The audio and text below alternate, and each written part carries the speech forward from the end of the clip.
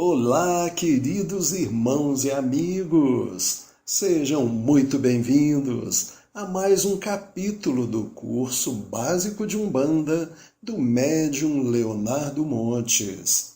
Eu sou Adriano Gobi e hoje leremos o capítulo número 27, onde vamos falar sobre o Congá.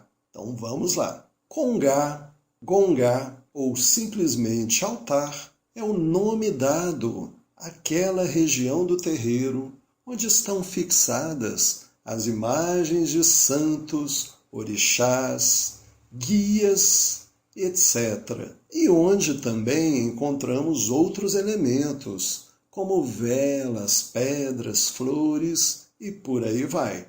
Veja o Congá da nossa casa. Gente, aí aqui no texto original aparecem algumas fotos do Congá da Casa de Umbanda União e de fato são fotos muito bonitas, muito inspiradoras. Parabéns, viu? Vamos continuar aqui. Não há uma maneira certa ou errada na disposição das imagens, pois em essência elas atendem apenas ao gosto e interesse das pessoas presentes. Também não há um número mínimo ou máximo de imagens, ou esta ou aquela colocação adequada das mesmas. Tudo dependerá do gosto dos responsáveis. Assim, seja grande ou pequeno, com muitas ou poucas imagens, todo terreiro de Umbanda tem um Congá. Vamos falar sobre as imagens. Muitas pessoas estranham quando visitam um terreiro pela primeira vez e encontram imagens católicas no mesmo. Já tivemos ocasião de estudar as razões disso no capítulo em que falamos sobre o sincretismo. Contudo, outro espanto frequente leva os marinheiros de primeira viagem a imaginar que adoramos imagens. Sempre digo isso no terreiro. Nós não adoramos imagens. Sabemos que são apenas figuras de gesso ou de resina. O que importa é o símbolo, o que a imagem representa, o que ela evoca em quem a contempla. Uma pessoa devota de São Jorge, por exemplo, ao olhar para a imagem, cuja representação está no imaginário popular há muito tempo, imediatamente sente-se tocada pela força do símbolo do guerreiro, seja qual for o nome pelo qual o chame, Jorge ou Ogum, tanto faz. E isso vai ajudar a pessoa a orar com mais fervor. Vamos falar sobre os santos versus orixás. Certa feita, uma pessoa me disse: se eu fosse um orixá, com certeza ficaria triste em ver uma imagem católica me representando num altar. Mas será? Na verdade, os orixás não ligam para isso. Esse tipo de pensamento é próprio do ser humano, especialmente daqueles apegados à forma, dos que dão mais importância ao rótulo do que ao conteúdo da garrafa. Questões assim, frequentemente, geram intermináveis e inúteis discussões, razão pela qual costumam resumir a solução da seguinte forma: se você acha melhor um altar com imagens católicas, utilize-as.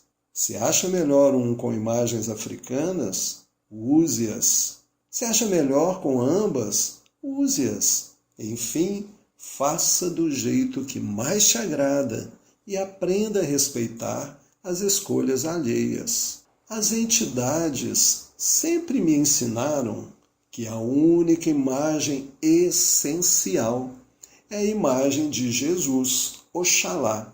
As demais são todas opcionais. Lembre-se, o que mais importa é a fé. E por falar em fé, um altar sempre estimula a fé. Mesmo que a pessoa não tenha vivência religiosa, ao se deparar com o primeiro impulso quase sempre é o de respeito. Assim, os altares nos terreiros têm por efeito induzir as pessoas presentes a se desligarem do mundo lá fora e a se voltarem para o mundo religioso, para que pensem no que desejam da espiritualidade, estimulando-as a orar, a se sintonizarem com os objetivos espirituais da atividade que será realizada no terreiro. Conforme recebe as vibrações dos consulentes, o altar se converte espiritualmente num foco irradiador de luz e de paz, sendo frequentemente um ponto de intensa vibração espiritual. Elementos.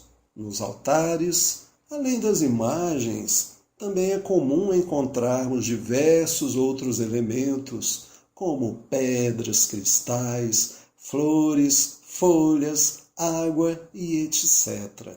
Cada um dos elementos é colocado ao lado das imagens como parte da construção do símbolo que se deseja representar. Dando um exemplo, na imagem de Xangô, costuma-se colocar também uma pedra, que é o símbolo de Xangô.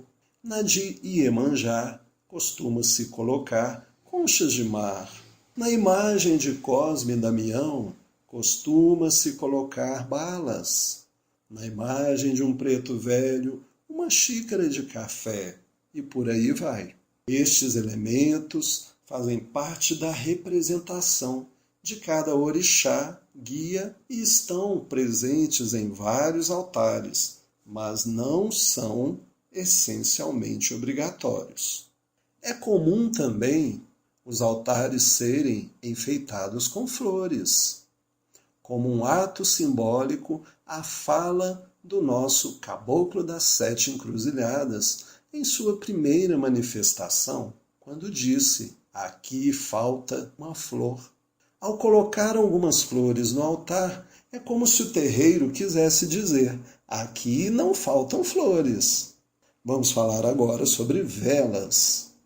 Item comum a todos os altares de terreiro, as velas representam ao mesmo tempo a luz divina, pela chama do fogo, e o próprio elemento fogo, frequentemente usado pelas entidades para limpeza e descarrego.